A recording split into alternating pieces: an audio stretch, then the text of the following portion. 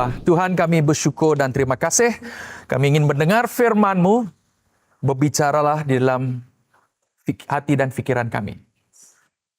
Biarlah kasih karunia-Mu Tuhan dan perkenanan-Mu dan Roh Kudus-Mu memampukan kami, menguatkan kami lewat firman-Mu ini. Di dalam nama Tuhan Yesus kami berdoa. Amen. Amen. Haleluya.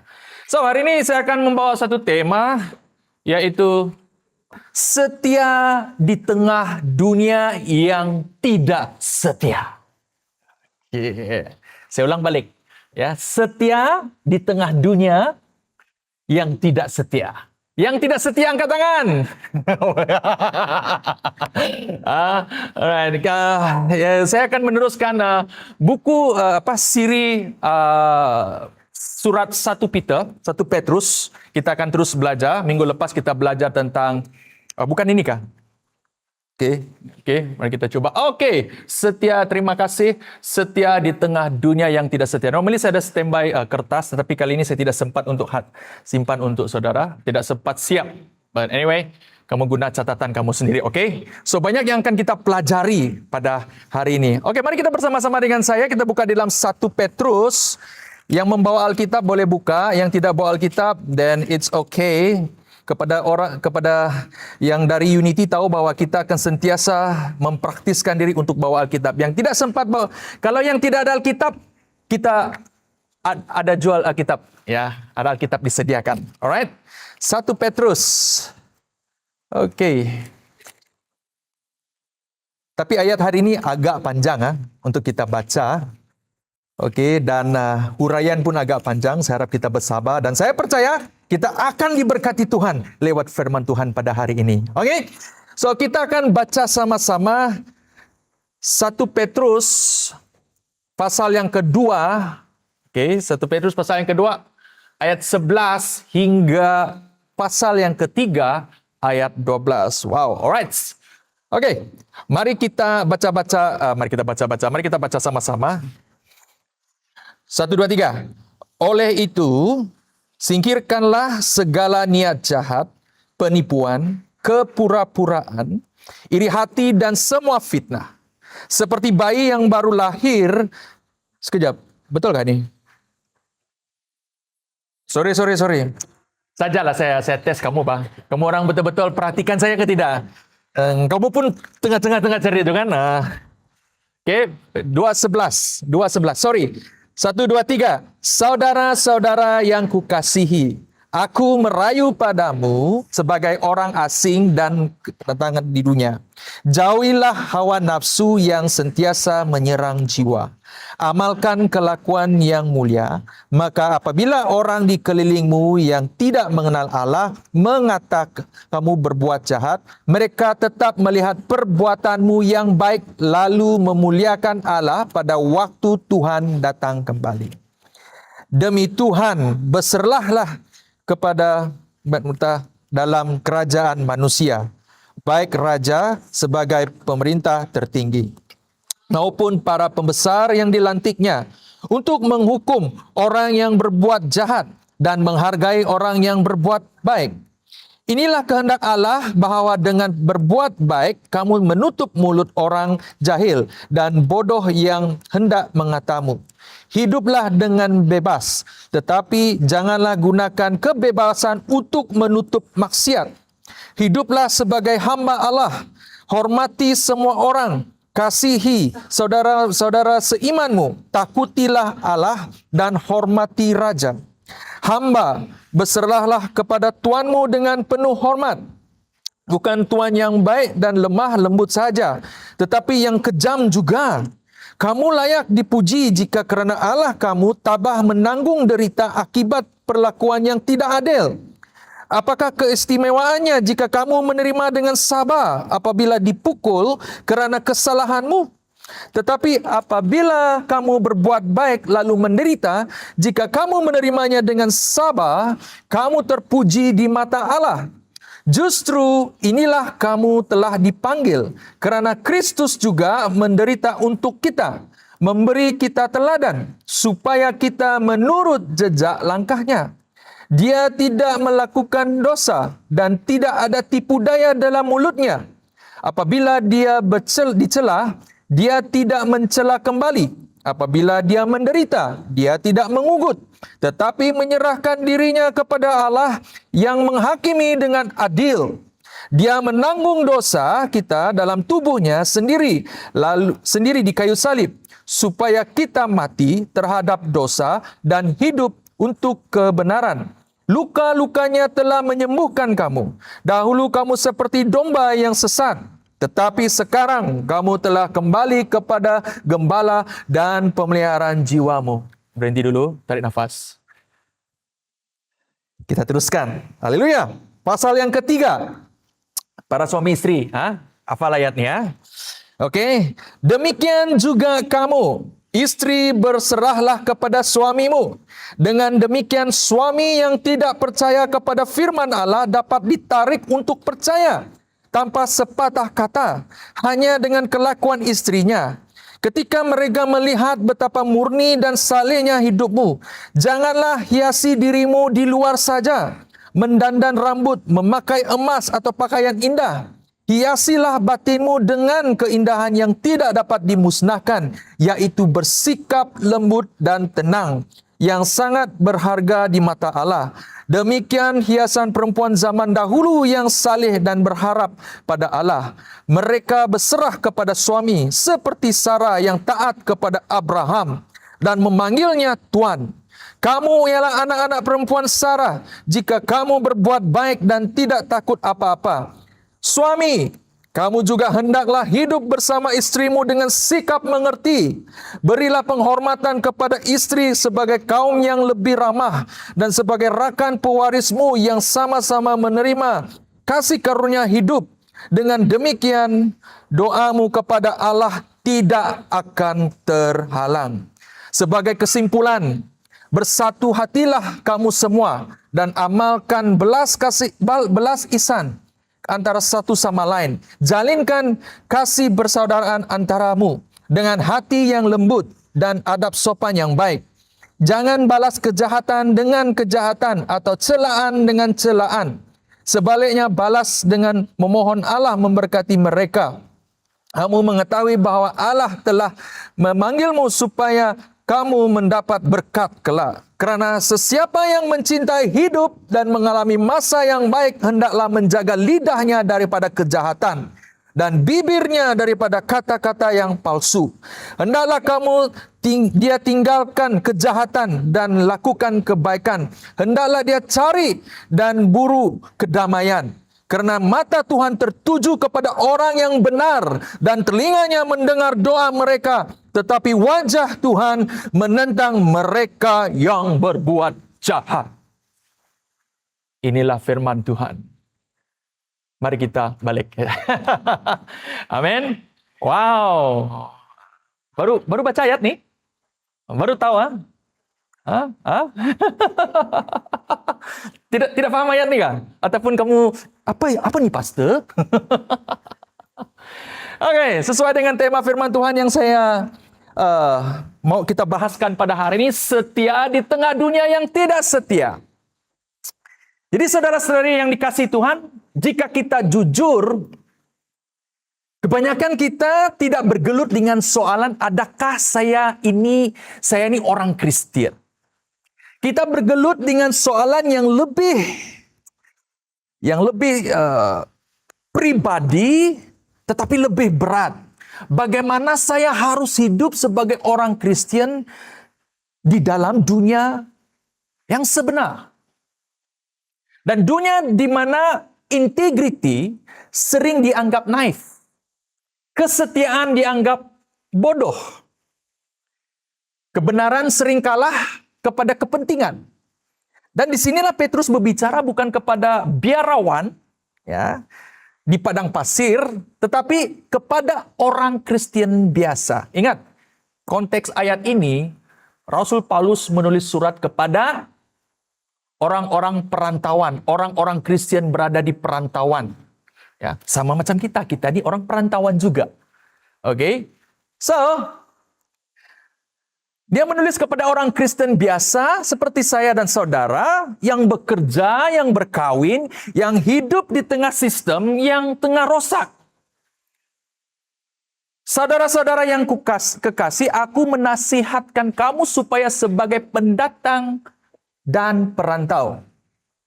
Perkataan pendatang ataupun pendatang asing atau perantau bukan yang kata yang menenangkan. Kamu suka gak dipanggil pendatang? Nah, saya tidak suka. Ya. Kan? Kamu suka gak dipanggil pendatang?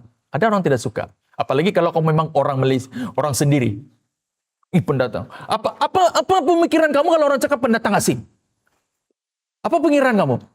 Automatically kau punya pikiran, ih pendatang. Kamu pikir, ih ini orang lain nih, alien.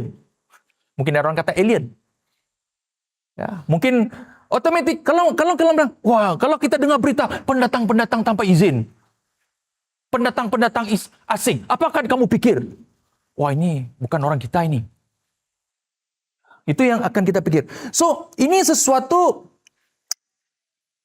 kata-kata yang mengganggu, yang bermaksud kita tidak sepenuhnya selesa, kita tidak sepenuhnya serasi, kita tidak boleh sepenuhnya ikut arus, kita tidak sesuai.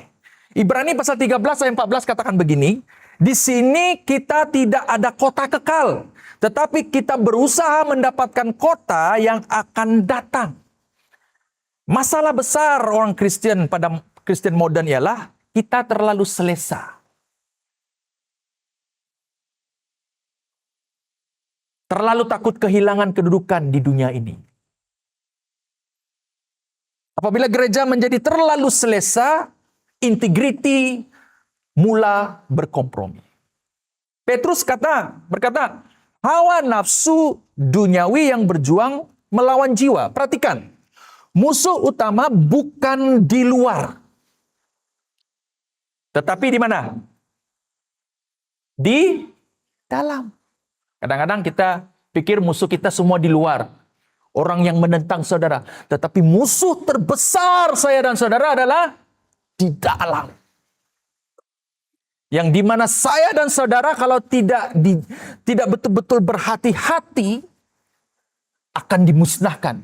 Bukan oleh orang luar. Oleh diri kita sendiri. Hati kita sendiri. Kita hidup di dalam keadaan bandar. Ya, kita hidup di bandar, betul tak? Ya. Yang memuja, yang suka akan produktiviti tanpa rehat, kejayaan tanpa batas, kebebasan tanpa kebenaran, dan tanpa sadar kita mula menjustifikasikan dosa-dosa kecil, menormalisasikan kelalaian rohani, merasionalkan kompromi moral. Contohnya apa? Apa? Bagi saya contoh yang kita biasa, itu dosa kecil saja, pasti tidak apa itu. Apa? Berbohong. Apa yang kita bohong? Pastor, saya lambat ini, minta maaf, saya on the way, Pastor. Oke, Pastor, I'm on the way, oke? Tapi sebenarnya masih tidur.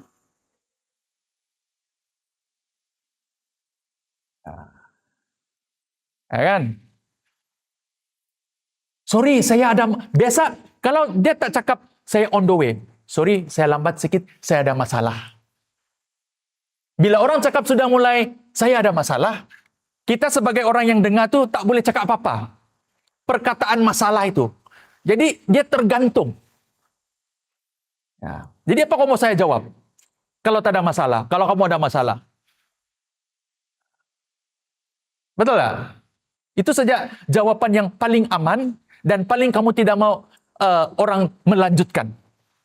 Takut nanti orang yang tanya tuh, apa dia sibuk-sibuk? Sukati saya, masalah saya. Gitu. Ya. Nanti bila sakit, mati, baru mau cari pastor. Nanti saya pun cakap, sorry saya ada masalah. Baru kamu tidak tahu. Ya. So, Markus pasal 8 ayat 36 berkata begini, Yesus memberi amaran. Apa gunanya jika seseorang memiliki seluruh dunia, tetapi kehilangan hidupnya? Integriti bermula apabila kita berani berkata, tidak semua yang dibenarkan dunia, dibenarkan Tuhan. Amin. Tidak semua yang dibenarkan dunia, dibenarkan Tuhan. Ayat 12, perhatikan ayat 12. Kamu lihat di Alkitab, saya tidak sediakan di sini. Ya, kamu lihat di sendiri, di Alkitab kamu. Mereka tetap melihat perbuatanmu yang baik, lalu memuliakan Allah pada waktu Tuhan datang kembali. Hidup Kristen bukan tentang membuktikan kita ini lebih baik, memenangi perdebatan, menghakimi dunia. Hidup Kristen adalah menunjukkan kepada Allah. Hidup Kristen adalah menunjukkan kepada Allah. Setiap keputusan kita bertanya, adakah ini membuat Tuhan kelihatan mulia atau saya? It's not about you anymore. Bukan tentang saya dan saudara. Ia adalah tentang Tuhan. Amin. Begitu sebelah kiri, bukan pasal kamu lah.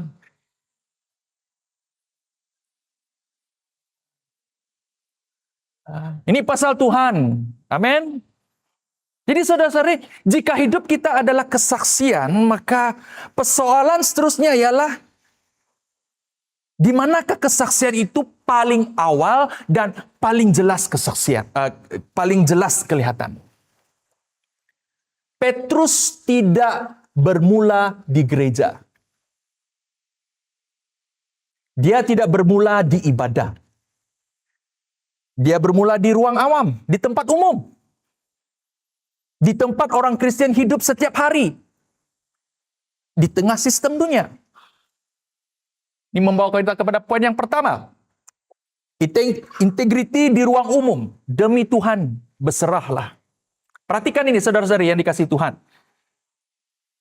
Tiada ruang hidup yang lebih mencabar integriti orang Kristen selain daripada di tempat umum. Betul tak? Di mana yang paling cabar?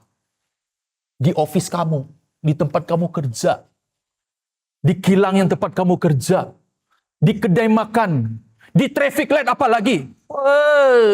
Zup saja dia. Siapa yang drive tu bergegar sudah kau punya hantung dan jiwa itu. Dalam palak kamu tak sebut dalam hati dan fikiran kamu. Semua SK apakah BC semua keluar. Ya kan? Itu okey lagi traffic light. Apalagi kalau yang naik motor kan, tiba-tiba kereta tu berhenti tengah-tengah. Padahal memang kereta tu layak berhenti, sebab ada kereta di depan. Kamu yang, kenapa kereta ni tidak pernah break tiba-tiba? Sebab kita yang lalai. Gitu. So, saudara, disinilah kita berdepan dengan tekanan sistem. Hidup di bawah polisi, peraturan.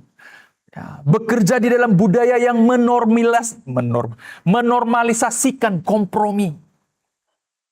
Di ruang inilah yang paling kerap kita dengar. Semua orang buat macam tu. Kan? Yang langgar-langgar traffic light. Polis pun langgar, bah? Mau cakap. Bila dia tak pakai uniform. Ya. Ini perkara sekecil saja, pastor. Tidak apa. Sikit saja ini. Ya, tak apalah, tipu-tipu sikit lah. Ya, tak apa. Tak apa. It's okay. Kalau saya tak buat, nanti saya akan ketinggalan. Saya tak ikut train. Kamu tahu train? Saya kena ikut train. Kena ikut keadaan semasa. Baru viral. Tapi namun firman Tuhan berbicara dengan jelas. Demi Tuhan, apa kata firman Tuhan sini? Demi Tuhan, berserahlah kepada pemerintah dalam kerajaan manusia. Katakan demi Tuhan. Katakan demi Tuhan. Berserahlah. Amin. Sesakit apapun hati kamu, demi Tuhan, berserahlah. Bukan untuk diri kamu. Demi Tuhan. Amin.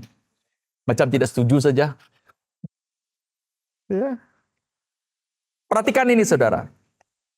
Petrus tidak berkata, berserahlah kepada pemerintah, itu adil.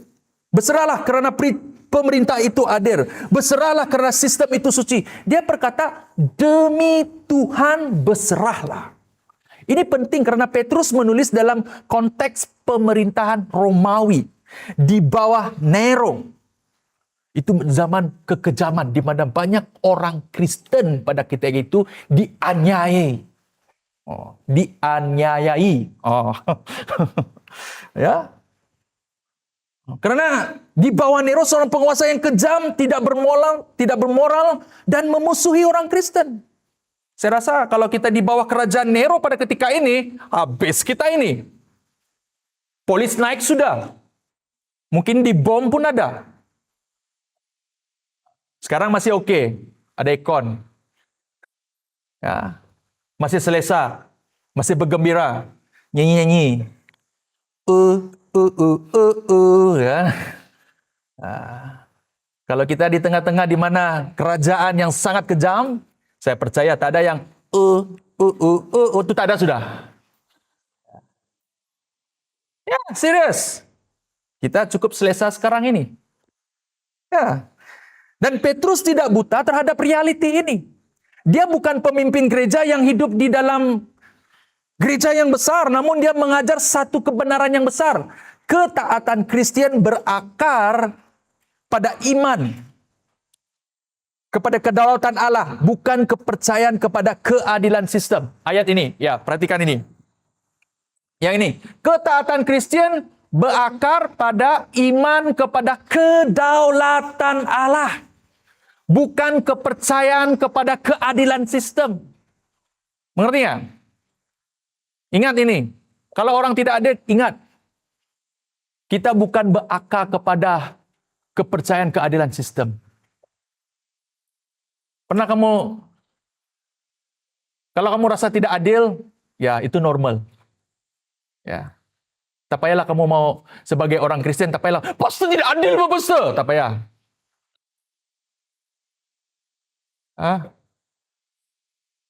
Kamu harus tahu, kamu harus terima. Karena kita sebagai orang Kristen, ketaatan kita berakar kepada iman kedaulatan Allah. You need to remember. Amsal 21. Ayat yang pertama berkata begini, hati raja seumpama anak sungai di dalam tangan Tuhan. Dialirkannya kemana saja dia kehendaki. Jadi saudara, apabila orang Kristen berserah dengan integriti ataupun tunduk dengan integriti, kita sebenarnya sedang berkata, Tuhan, aku percaya kepada Engkau memerintah walaupun aku tidak memahami keadaan.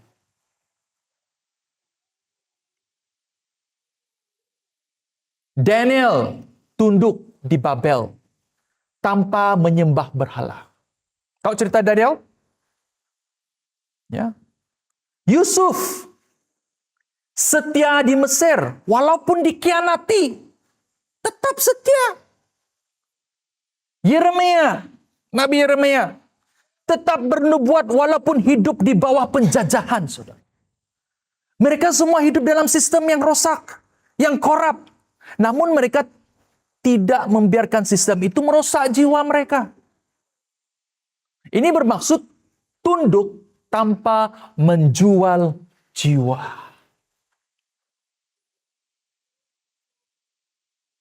Tunduk tanpa menjual jiwa. Kita nih, ya kadang-kadang kita ini suka kompromi ya. Hati-hati ya. Ya. Mau rasa selamat. Tak apalah pastor. Sebenarnya saya membiarkan diri saya, tapi hati saya tetap sama dengan Tuhan. Halo!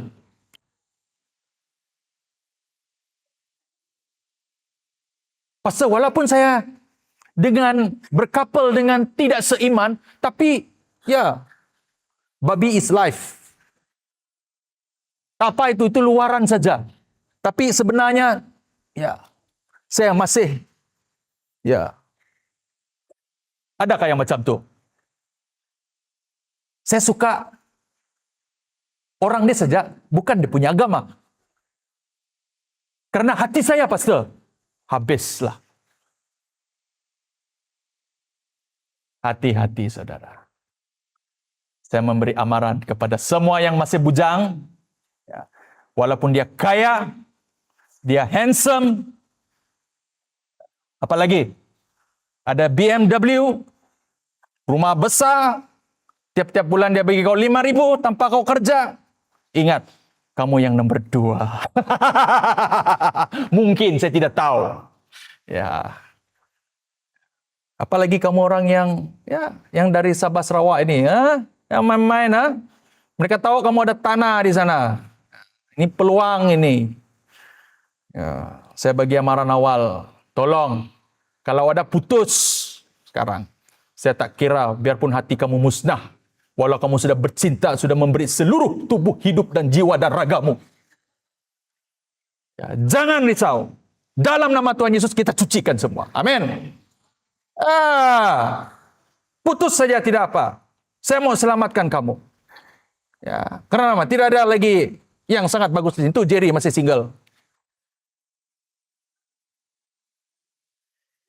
Contoh, Abo masih single. Tuh Wong tuh. Wong sudah ya. Belum sah, masih oke. Orang Tuh Eggman. Single Eggman? Yeah. But I've already taken. Selagi belum jumpa dengan saya, jangan macam-macam. Oke? Oh ya ke pastor? Yalah. Kalau tidak, mana saya mau kasih kawin kamu? Oke, ayat yang ke-16 sangat tajam dan sangat seimbang. Hiduplah dengan bebas, perhatikan ayat ini. Tetapi jangan gunakan kebebasan untuk menutup maksiat.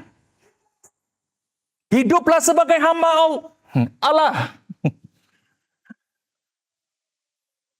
Amin. Hiduplah bebas, dengan bebas. Kita benar-benar bebas, saudara. Bebas berkata tidak kepada dosa.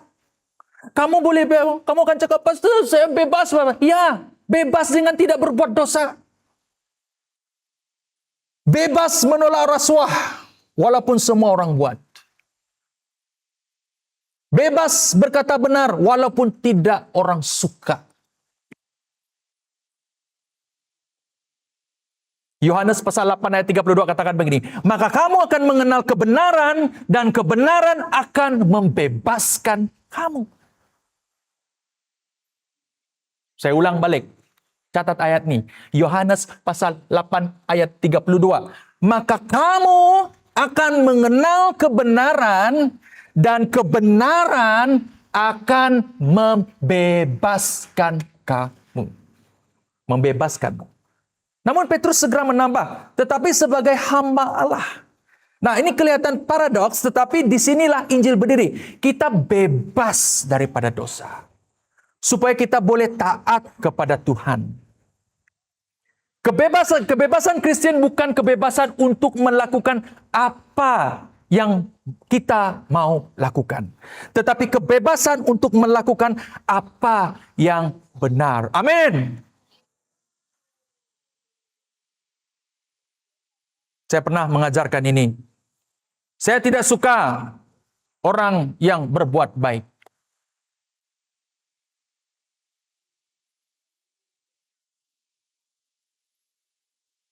Tapi saya suka orang yang berbuat benar. Karena orang baik belum tentu benar. Tetapi orang benar selalu buat baik. You have to remember that. Ada orang, dia cuba berbaik-baik dengan kamu, bagus-bagus dengan kamu, sayang-sayang kamu, bagi kamu ampau, maka semua dia bagi, good, semua. Sekali ujung-ujung dia, sesuatu yang tidak benar berlaku. Tapi bila ada kebenaran, bila ada orang, Jerry, kamu kena ubah ini. Contoh aja, Jerry, tapi selalu pun, ya tak apa. Kamu kena ubah ini. Ros, kamu kena ubah ini. Rafina, kamu kena ubah ini. Benar nih, sakit. Betul gak ini? Ubah ini. Kamu harus bertobat. Contoh, sakit, tapi ujung dia baik. Amin. Saya tak pernah bagi sesuatu yang baik dengan kamu, tapi sesuatu yang kebenaran untuk Anda semua. Sakit, ya, tapi kamu akan bertumbuh. Kamu tidak berterima kasih dengan saya, tidak apa, berterima kasih dengan Tuhan. Amin. Kecuali kamu belanja saya makan mie lah. Oke. Tunduk, berserah tidak bermaksud menyokong kejahatan. Menutup mata terhadap dosa. Menjual prinsip demi keselamatan diri. Dan bebas tidak bermaksud memberontak tanpa hikmat. Melawan semua otoriti. Hidup sinis terhadap masyarakat. Kisah Para Rasul. Pasal 5 ayat 29 memberi keseimbangan. Kami harus lebih taat kepada Allah daripada manusia. Apabila perintah manusia bercanggah dengan kehendak Allah, orang Kristen harus tunduk dengan tenang. Berserah dengan tenang. Menolak dengan hormat. Dan sedia menanggung akibat dengan iman. Kamu akan sampai satu masa orang akan tidak suka dengan kamu karena kamu terlampau jujur. Ayah, Ros, tipu-tipu sikit lah. Nanti saya bagilah. Kamu cakap, no. Saya kena jujur. Saya ini orang Kristen. Kamu cakap. Ini 1.000 untuk kamu. Tidak. 1.500? Tidak. 2.000? Senyap-senyap.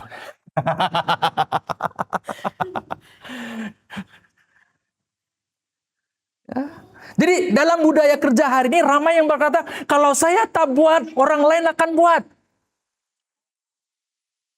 Ini cuma sedikit adjustment.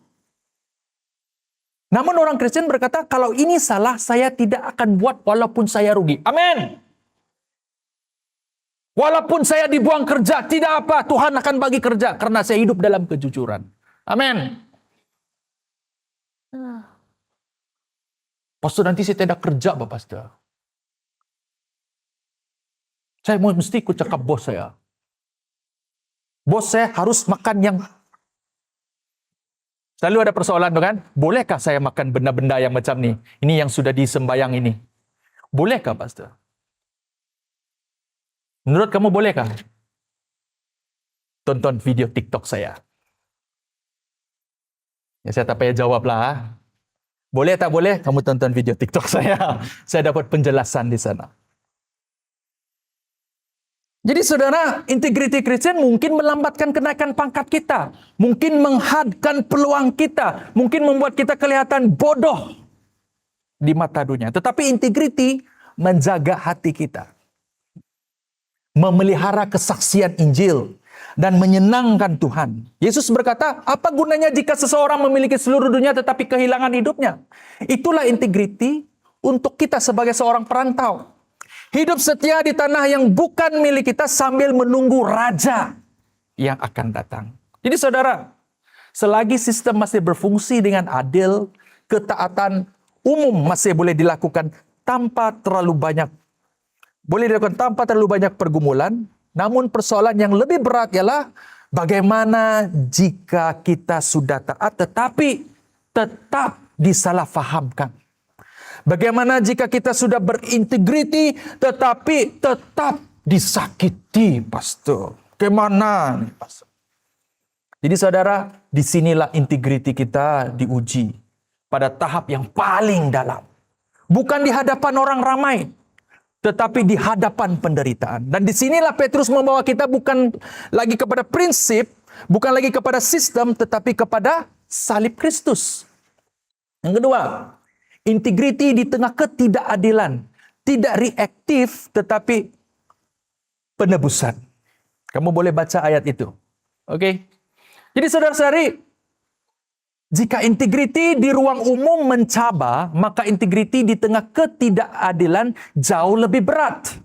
Karena disinilah kita hanya diuji, kita tidak hanya diuji secara moral, tetapi diuji secara emosi. Diuji pada tahap identiti diri. Tiada ujian integriti yang lebih menyakitkan daripada dipercayai salah ketika kita benar, atau disakiti ketika kita setia.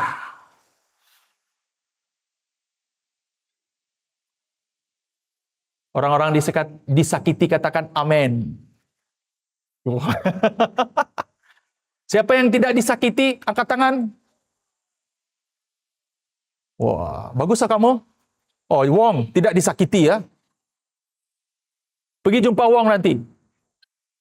Apa dia punya ramuan-ramuan? Apa tips dia untuk tetap setia walaupun disakiti? Best ayat nih. Disakiti ketika kita setia. So, Petrus tidak memberi teori. Dia menunjukkan salib. Petrus tidak berkata, bersabarlah, karena ini akan berlalu. Dia tidak berkata, tenang saja, relax bah. Tuhan akan membagi kamu penebusan, dia akan bagi pampasan. Jangan Tuhan kan berkati kau. Itu kan selalu orang katakan, it's okay, God bless you. Padahal dalam hati kita, kaulah yang kena. Tapi sebaliknya Petrus membawa gereja melihat Kristus yang disalib. Ini sangat penting saudara. Karena Kristen tidak mengajar teknik pengurusan emosi.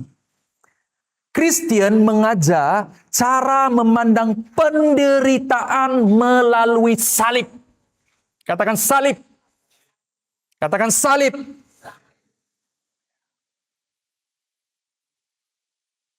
Ayat 23 berkata dengan sangat kuat.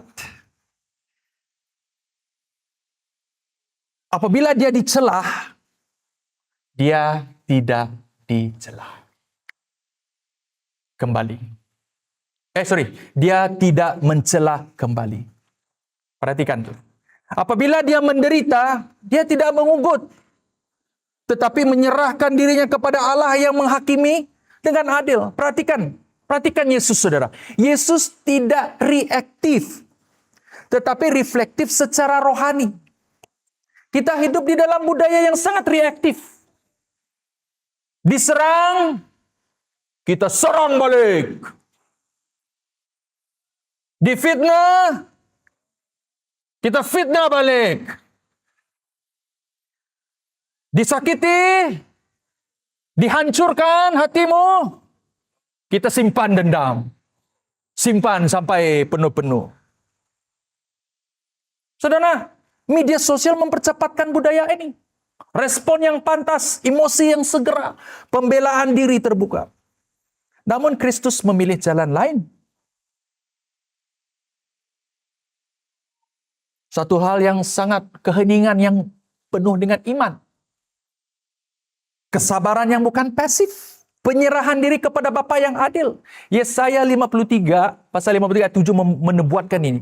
Dia dianiai dan ditindas, tetapi dia tidak membuka mulutnya, seperti anak domba yang dibawa untuk disembelih, seperti domba yang senyap di hadapan orang yang mengguntingkan bulunya, maka dia tidak membuka mulutnya. Jadi saudara lihat ini bukan kelemahan. Kamu rasa Yesus lemah kah? Ya. Ini adalah kekuatan yang ditahan oleh iman. Yesus tidak berdiam karena dia tidak mampu bercakap. Dia tidak berdiam karena dia mempercayai keadilan Bapa lebih daripada pembelaan dirinya. Dia berdiam karena dia mempercayai keadilan Bapa lebih daripada pembelaan dirinya. Penting untuk diperjelaskan. Jadi Yesus tidak berdiam karena takut kehilangan kuasa. Dia berdiam karena dia tahu siapa diri dia. Inilah perbezaannya. Orang yang tidak tahu nilai diri dia cepat membalas. Kalau tiba-tiba ada orang sini cakap kamu bodoh, kamu marah ke tidak? Marah nggak? Kenapa kamu marah? Karena kamu memang bodoh apa? Kalau kamu tidak tahu diri kamu bodoh, kalau kamu tahu diri kamu bukan bodoh, apa kamu marah? Dia cakap kamu bodoh. Oh, bukan saya tuh. Yang kau tersinggung kenapa? Kamu paham maksud saya? Kalau itu bukan diri kau, kenapa kau marah? Kau marah karena sebab kau tahu mungkin kau bodoh.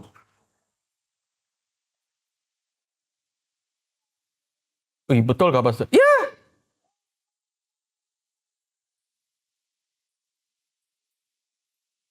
Wah, kamu ini tidak baik, kamu ini penipu.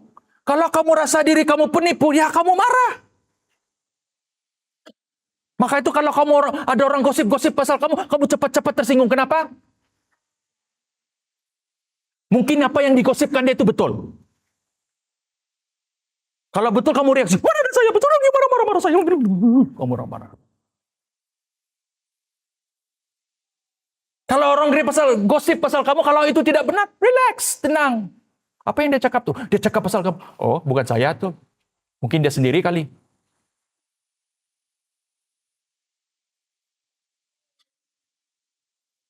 Ada keyakinan sudah kan? Tapi kalau kamu benar, kalau kamu tidak benar, maka itu kamu cepat tersinggung. Jadi saya ajar saudara, hiduplah benar. Amin. Kalau kamu rasa itu tidak benar tentang kamu, tak payah tersinggung. Relax. Oh, it's not me. Sorry. Orang yang yakin identitinya mampu menahan diri. Karena kamu tahu siapa diri kamu. Kamu adalah orang yang dipilih oleh Tuhan. Kita belajar minggu lepas, betul tak? Yang dikasihi Tuhan. Walaupun orang cakap, tak ada orang sayang kamu. It's okay. God's love me. Amen.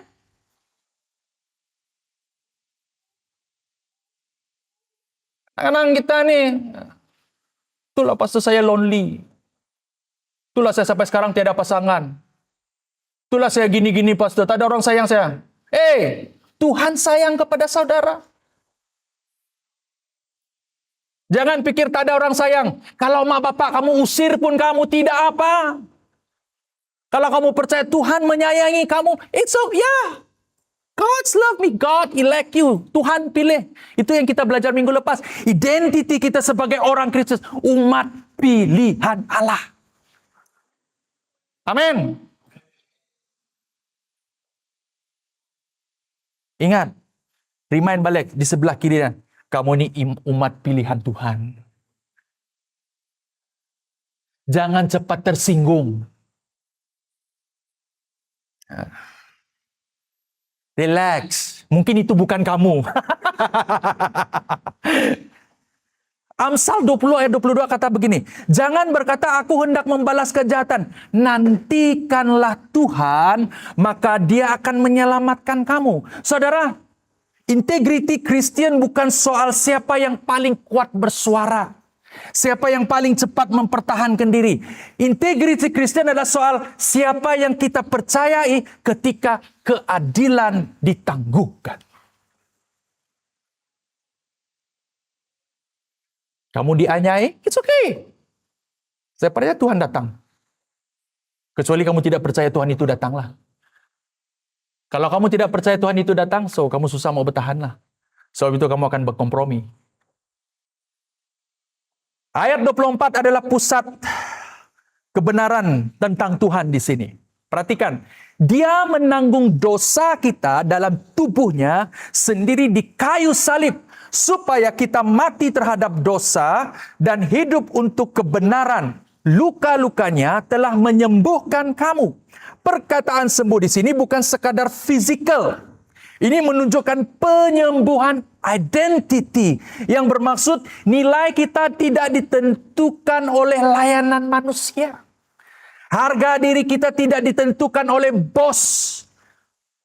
Tidak ditentukan oleh pasanganmu. Tidak ditentukan oleh sistem yang ada di dalam dunia ini. Martabat kita tidak runtuh walaupun kita diperlakukan tidak adil.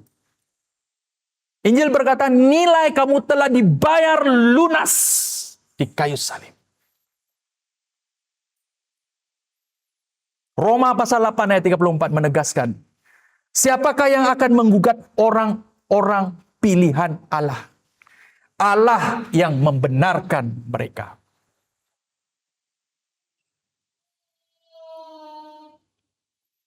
Saya ulang balik. Siapakah yang akan menggugat orang-orang pilihan Allah? Allah yang membenarkan mereka. Apa kamu takut? Oh, berani ya. Tapi ya, biar Tuhan yang membalasnya untuk saudara. Kamu berani menggugat umat pilihan Allah? Kamu berani menggugat saya? Tidaklah pastor kan pastor dekat dengan Tuhan. Tak ada pun perkataan pastor dia. Umat pilihan, kamu sendiri umat pilihan Allah. They touch you, mereka akan berurusan dengan Tuhan. So you just relax. Sakit, it's okay. God, it's okay. I believe you help me. Amen. Tetapi jika kamu hidup benar.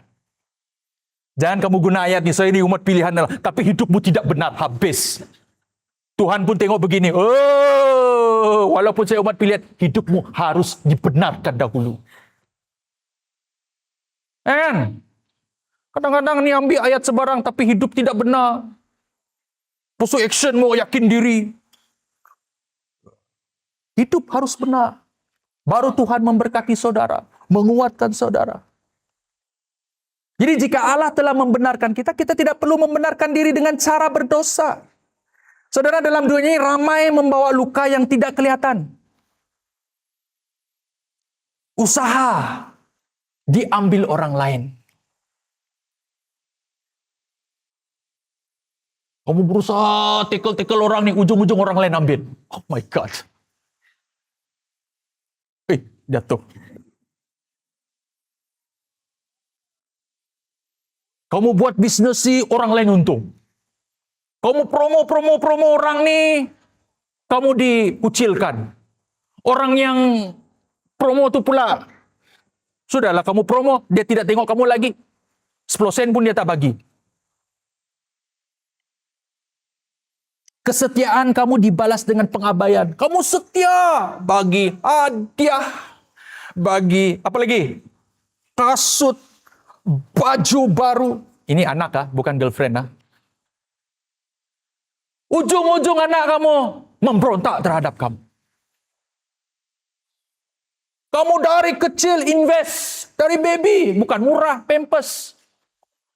Betul nggak? RM50. Berapa Pampers? Saya tak pakai Pampers. Saya tak pakai Pampers. You investing a lot for your children. Pergi tadika bayar 1 bulan sekarang. Bukan macam pergi universiti tadika sekarang. Tadika aja pun 1,000 1 bulan. Kamu mau anakmu pandai kan? Sekolah Cina lagi. Mau belajar supaya dia pergi China sana, pergi US. Sampai universiti. Sampai ujung-ujung dia, saya tidak kenal bapak saya, hanya gara-gara satu perempuan. Ada yang begitu. Cerita CEO tu. Ada tengok cerita CEO. Saya ingat saya satu orang, rupanya ramai laki-laki macam saya juga tengok cerita CEO tu.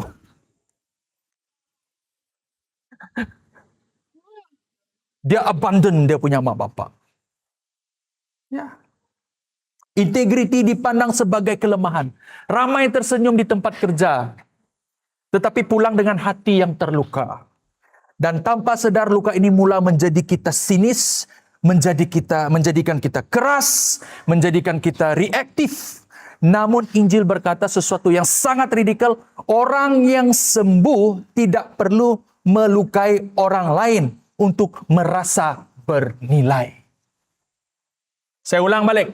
Orang yang sembuh tidak perlu melukai orang lain untuk merasa bernilai. Orang yang tahu dirinya dikasih Kristus tidak perlu membalas, tidak perlu menjatuhkan, tidak perlu hidup pahit. 1 Petrus pasal 2 ayat 5 menutupkan dengan lembut.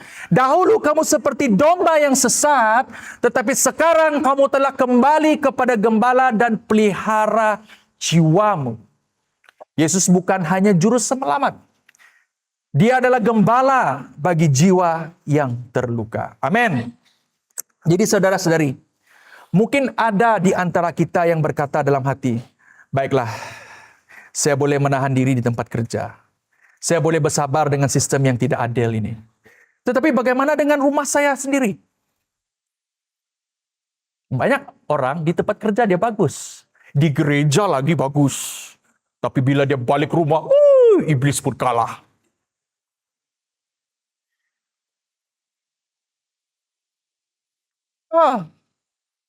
Karena di rumah tiada topeng. Tiada skrip. Tiada penonton. Kalau tempat kerja kan boleh buat skrip. Tapi di rumah, dan disinilah Injil menjadi paling jujur dan paling pribadi. Ini paling best nih. Saya suka yang ini.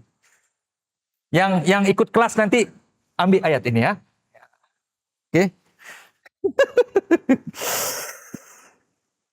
Petrus tidak berhenti kepada di ruang awam ataupun di tempat kerja. Dia membawa integriti itu masuk ke dalam tempat yang paling tertutup, yaitu di dalam rumah tangga. Di dalam keluarga. Dan di sini kita lihat integriti Kristen bukan sekadar bagaimana kita boleh tahan di luar, tetapi bagaimana kita mengasihi di dalam. Ini membawa kepada poin yang ketiga, yang terakhir. Integriti di rumah, Injil di ruang yang tertutup. Saudara-saudara yang dikasihi Tuhan, tidak sukar untuk kelihatan rohani di gereja, betul tak? Senang kan di sini? Puji Tuhan, haleluya, senyum. Puji haleluya. Orang cakap pun, tiba-tiba kau punya anak pun, mami tadi, naga pun kalah. Masuk saja dari tempat di bawah tuh, haleluya. Nih dari rumah tadi, pope dalam kereta lagi, sampai dia dekat rumah, dekat dengan shalom. Jumpa dengan anak pun heran. Kenapa mami tiba-tiba bagus nih ya? Keluar saja tadi nanti kan. Apa kau buat di gereja tadi ya? Saya sudah cakap jangan kau main tuh tadi. Ambil rotan ketepek. Pastor kan tuh.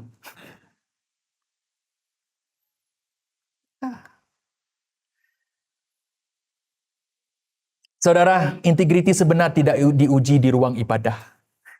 Integriti diuji di rumah. Di ruang yang tiada satu orang pun lihat kamu. Tiada pentas, tiada topeng. Kalau di rumah, kata-kata kita paling jujur. Reaksi kita paling spontan. Ego kita paling mudah muncul. Dan disinilah Injil mesti bekerja paling mendalam. Petrus membawa Injil masuk ke dalam pernikahan bukan untuk mengawal, tetapi untuk menebus. Pernikahan, perkawinan, bukan sekadar kontrak emosi. Kenapa dia kata kontrak emosi ya? Karena sebelum kawin kan, emosi kamu lain, Bah. Bunga pun kalah-kalah. Mana Ros tadi? Ya. Nah, apabila sudah kawin bagaimana? Saya percaya orang-orang tua di sini sebelum kawin tuh, betul tak Bapak Denny? Tak sabar ya. Bila sudah kawin, si istri belakang. Oh, kau pegang nggak? Oh. Ya, sebelum kawin, pegang. Ya. Makan pun suruh dia makan dulu. Makan dulu, apa? Saya tidak lapar. Bila sudah kawin, belum lagi. Baru saya istri. Terus pergi cuci pinggan. Tengok TV, main handphone.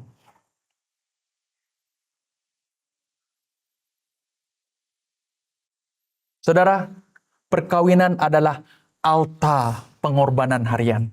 Setiap hari tanpa kita sadari Tuhan bertanya, adakah engkau mengasihi seperti Kristus mengasihi? Atau engkau akan menuntut seperti dunia? Efesus pasal 5 ayat 21 memberi satu dasar. Hendaklah kamu saling merendahkan diri dalam takut akan Kristus. Ini bermaksud tiada siapa yang datang untuk menang. Suami istri yang di sini, ya, tidak perlu mau menang-menang, siapa menang siapa kalah. Tiada siapa yang datang untuk menguasai. Semua datang untuk mati terhadap diri. Matikan egomu. Petrus berkata, roh yang lemah lembut dan tentram. Dan ini sering disalahfahami. Kelembutan rohani bukan kelemahan. Ia bukan berdiam karena takut. Ia bukan tunduk ataupun berserah karena tidak bernilai. Kelembutan rohani adalah kekuatan yang dikawal. Iman yang matang. Kepercayaan kepada Tuhan walaupun hasil belum kelihatan. Amsal 31 ayat 25 berkata begini. Kekuatan dan kehormatan adalah pakaiannya. Dia tersenyum terhadap hari yang mendatang. Ini bermaksud seorang istri, orang yang percaya, orang Kristen, bukan kehilangan kuasa ataupun kehilangan suara, tetapi memilih untuk mempercayai Tuhan lebih daripada manipulasi emosi atau tekanan kata-kata. Amin.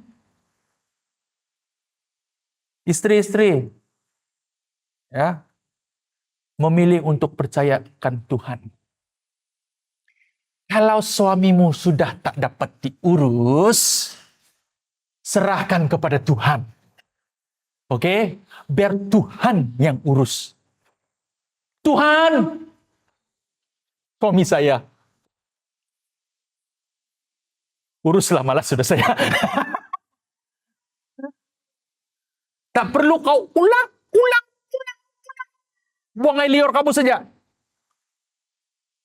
Berlutut. Tuhan. Malaslah, saya pun tidak sempurna Tuhan. Kau urus sajalah. Satu lagi Tuhan, tingkatkan kesabaran di dalam hati dan pikiran saya. Amin. Bila kamu tanya dengan saya, Pastor, tuh macam mana suami saya akan cakap begini, siapa suruh kau pilih dia?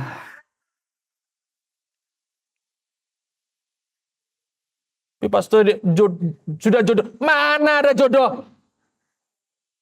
Kalau kau bukan yang pilih, betul tak? Kamu yang cakap, ya jom kawin. Baru saja dia sudah mulai peluk-peluk kamu. Oh, it's okay. Kemudian, kamu yang buat keputusan, betul tak? Jangan kamu cakap sudah jodoh kami, inilah pastor, inilah jodoh, inilah suami saya, inilah istri saya, ini tak dapat sudah saya. Hello, kamu yang pilih, terima resikonya. Jangan kamu salahkan Tuhan. Makanya yang belum berkawin di sini ya, yang masih bujang pilih yang betul-betul. Macam kursus itu pula perhubungan bagus mau buat ya. Ajari ya, pikirkan buat satu ya. Boleh tanya, kita akan bincang, ya kan? So,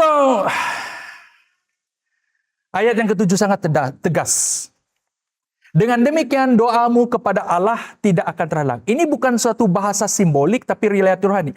Suatu realiti yang rohani. Petrus berkata dengan jelas, kepimpinan rohani suami bermula dari rumah. Para suami, bermula dari mana? Katakan rumah. Ingat suami ya. Yang ibu-ibu take note. Oke? Ingat Pastor Glenn cakap bermula dari rumah. Jangan kau action sembahyang mau nangis sini. Dari rumah kau bilang. Oke? Ya, betul tak Ibu Rosnani? Amin. Ya. So Petrus berkata dengan jelas, kepimpinan rohani seorang suami bermula dari rumah, bukan di gereja, bukan di pelayanan, bukan di doa umum. Seorang suami boleh aktif dalam pelayanan, fasih berdoa, rajin ke gereja, namun jika dia mengabaikan istrinya, tidak mendengar, tidak menghormati, maka hubungannya dengan Tuhan terjejas. Suami-suami, maka itu doamu tidak sampai dengan Tuhan. Bukan saya cakap firman Tuhan. Ini kebenarannya. Pastor tidak nampak ke Pastor. Baru saya nampak ini ayat tuh. Itulah. Nampak gak? Oh. Hah? Take note. Wah, istri-istri terus nih ya.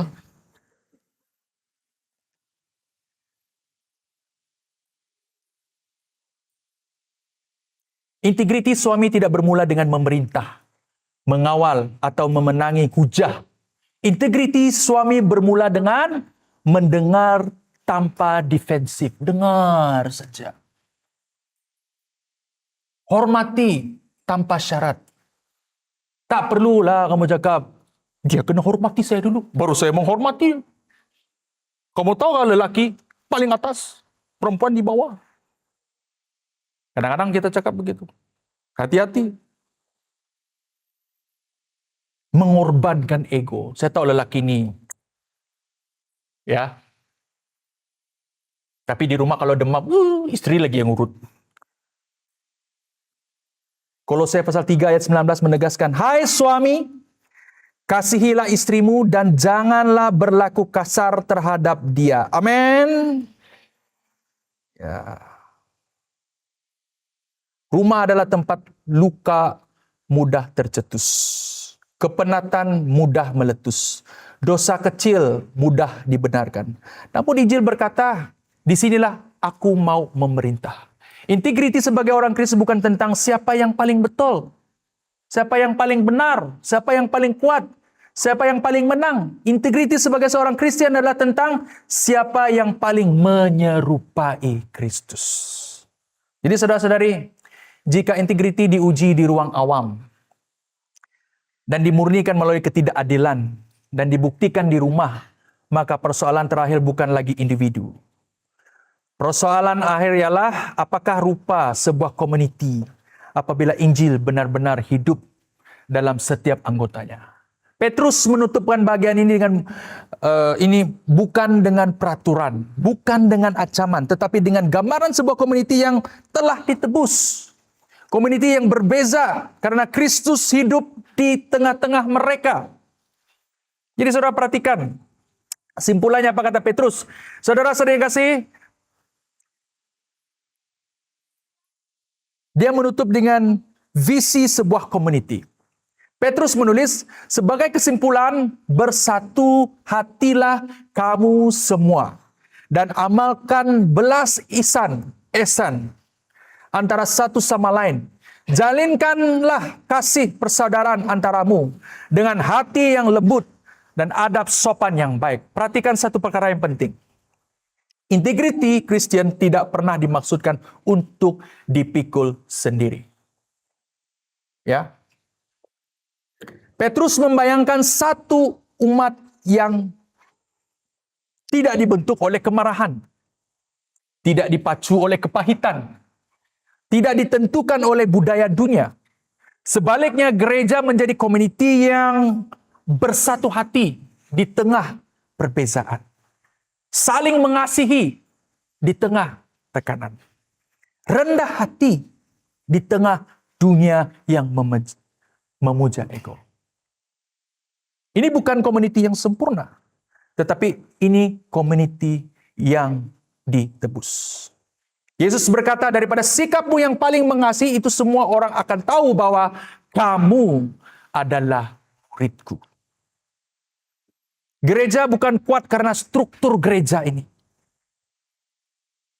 Gereja kuat karena kasih yang lahir daripada Injil. Amin. Petrus berkata, jangan membalas kejahatan dengan kejahatan. Atau caci maki dengan caci maki. Tetapi sebaliknya dengan berkat.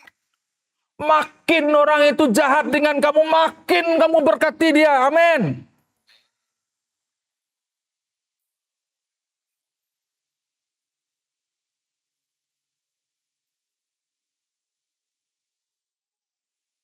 Tapi pastor, tidak adil, Bah. It's okay.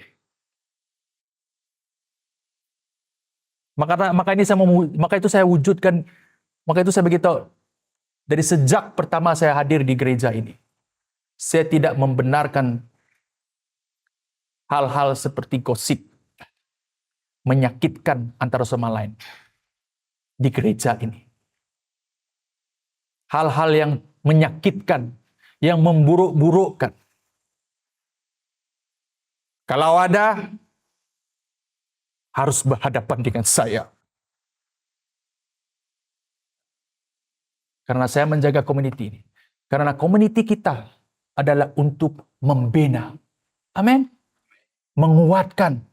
Supaya orang yang terluka, orang yang tersakiti, datang. Bukan dia ditersakiti lagi. Dia nampak ada harapan di tempat ini. Harapannya bukan karena kita ini sempurna. Kita tidak sempurna, saya tidak sempurna, tetapi kita punya mempraktikkan firman Tuhan yang sempurna. Amin. Maka itu orang yang hadir di sini, Jemaat Unity kena tahu, sudah tahu. Kita di sini belajar untuk hidup benar. Mari kita bangkit berdiri.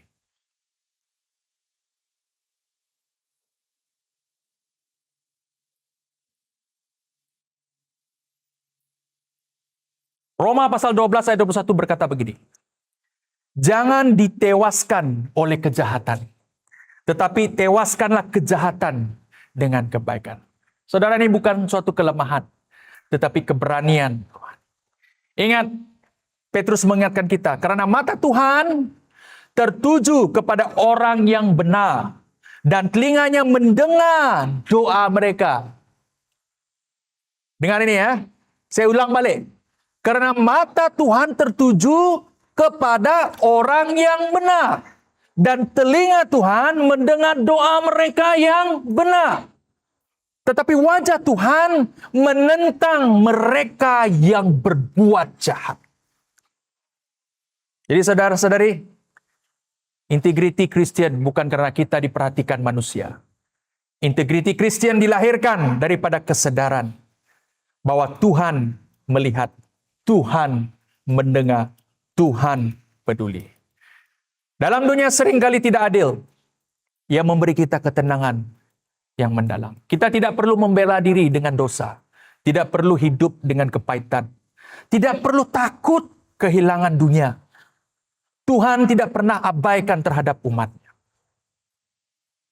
Kita tinggal di dunia ini, tetapi kita tetap hidup di dalam dunia. Kita tidak hidup di dalam dunia ini. Kita tidak hidup untuk sistem yang sudah berlalu. Kuasa yang sementara. Pujian manusia yang tidak kekal. Kita hidup untuk raja yang akan datang. Kota yang tidak tergoncangkan. Kemuliaan Allah yang kekal selama-lamanya. Yang terakhir. Ibrani 11 ayat 16 berkata, tetapi kini mereka inginkan tempat yang lebih baik, yaitu surga. Oleh itu Allah tidak malu disebut sebagai Allah mereka. Dia telah menyediakan sebuah kota untuk mereka. Saudara,